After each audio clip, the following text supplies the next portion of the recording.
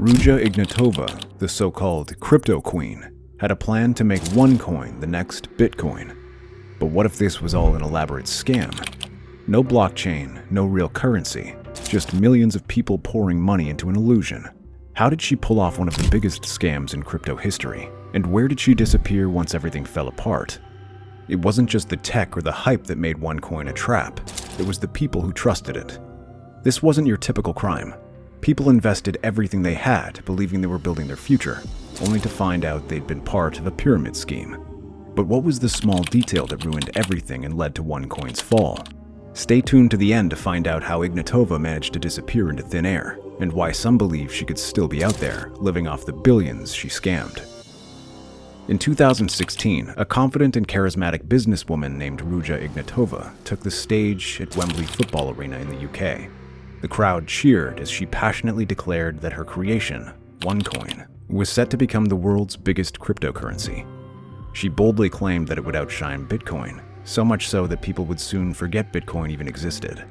By this time, many in the UK had already poured nearly 30 million euros into OneCoin, drawn in by the promise and the hype surrounding it. Events like the one at Wembley only fueled this excitement, with people hoping to get in on the ground floor of what seemed like the next big thing in the digital currency world. Bitcoin's success had left a lasting impression on many. It had made huge profits for those who invested early, and now, people who had missed that wave didn't want to lose out again.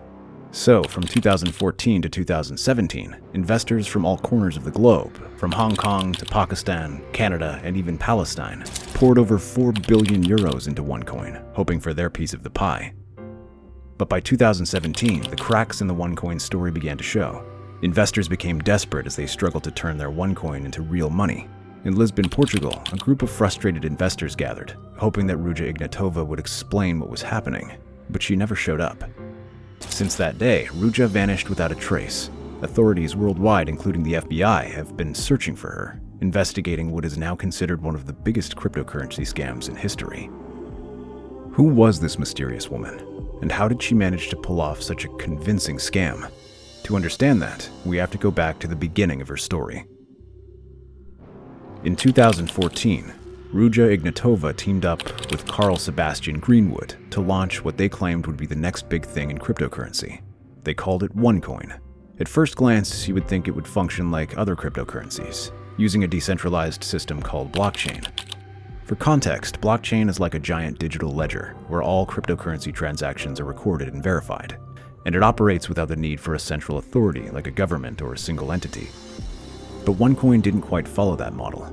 Instead of mining coins on a decentralized network, investors were required to sign up for memberships.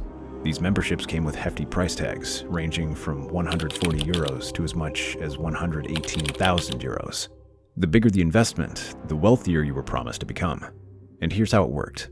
With each membership package, investors would receive educational courses on topics like cryptocurrencies, trading, and investing. This was supposedly the core of OneCoin's business. Along with these courses, members also received tokens that could be used to purchase OneCoins. These OneCoins, Ignatova promised, could be exchanged for cash on a special platform the company had created. People were sold on the idea that they'd soon be able to splurge on luxuries like Gucci bags, Lamborghinis, and dream villas. The more people who joined, the stronger OneCoin would become, driving up its value on a blockchain. At least, that's what the investors were led to believe. It sounded like a foolproof get-rich-quick scheme, and some people were indeed getting rich, or so it seemed. But there was another layer to this operation. Investors were encouraged to bring in more people, friends, family, and anyone they could find. By selling OneCoins to others, they were building a massive network and, in turn, pumping more money into the system. The sparkle of OneCoin's promise was irresistible, but things were far from what they seemed. Let's break it down simply. Imagine you invest 1,000 euros into a OneCoin package. You get access to some educational courses and tokens that can be used to buy more OneCoins. But here's the twist. You also start telling your friends about it. You hype it up, telling them how amazing OneCoin is, and how in a few years they could use these coins to buy luxury items like fancy cars or dream vacations. If they decide to invest, you get a cut for bringing them in. Now this chain continues. Your friends bring in more people, and as the network grows under you, your earnings multiply. But even if your friends don't join, you could still make money just by selling OneCoins. To give this whole thing a legitimate feel, OneCoin didn't start small. They partnered with big multi-level marketing, aka MLM agencies that already had a vast network of people. These agencies were pros at selling and could easily push more memberships and coins, creating the illusion that people were raking in huge earnings. Take one successful marketer from the Netherlands, for example. In his first month, he earned a staggering 90,000 euros, and many like him were invited to glamorous events, like the one Ignatova hosted at Wembley, where everyone celebrated their success. In reality, this was a classic pyramid scheme, but to investors, it seemed like a foolproof way to make money. And why wouldn't they believe it?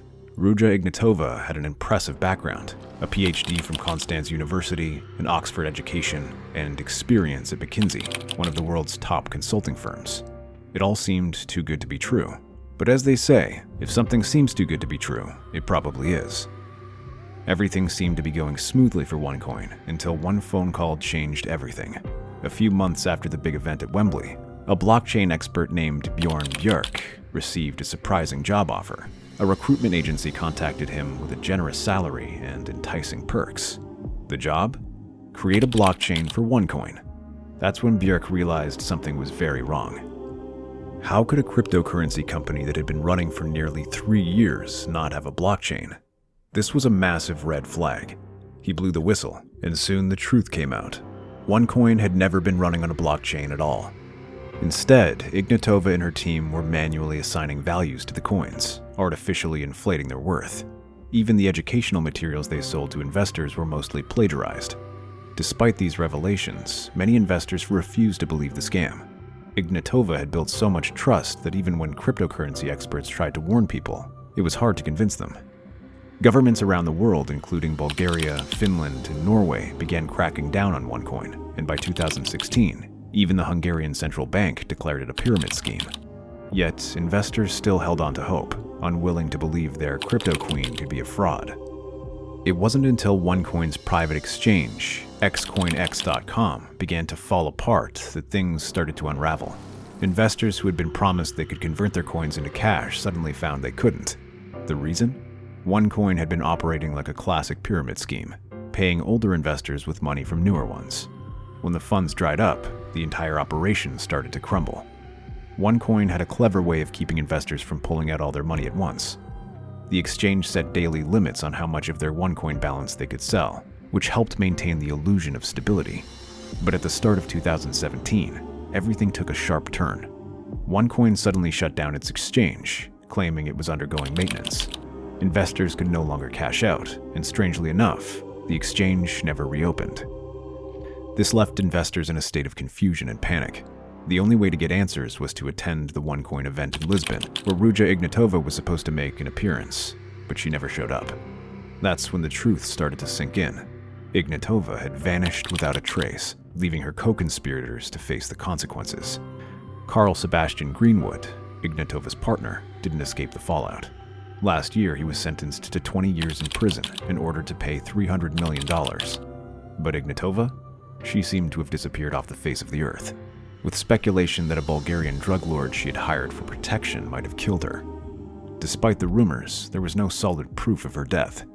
The FBI continues to keep her on their list of top 10 most wanted fugitives. So, could Ruja Ignatova still be alive? It's hard to say. For all we know, she could be out there living under the radar, possibly faking her own death to throw off investigators, while enjoying the billions she swindled, maybe even relaxing on a yacht somewhere far from the spotlight. Leave your thoughts in the comments section below, and don't forget to like this video and subscribe to our channel if you haven't already. Thank you for watching, and we'll see you guys soon.